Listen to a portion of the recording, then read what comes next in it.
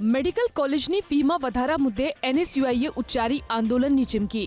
એનએસયુઆઈના પ્રદેશ પ્રમુખ નરેન્દ્ર સોલંકીએ એલાન કર્યું કે જો સરકાર ફી વધારો પાછો નહીં ખેંચે તો એનએસયુઆઈ આંદોલન કરશે।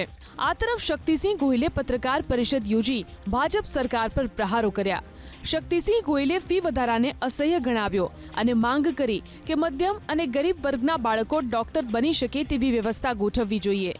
શક્તિસિંહ ગોહિલ અનુસાર 1994 થી 1995 જ્યારે કોંગ્રેસનું શાસન હતું ત્યારે ભાવનગર અને રાજકોટમાં સરકારી કોલેજ હતી।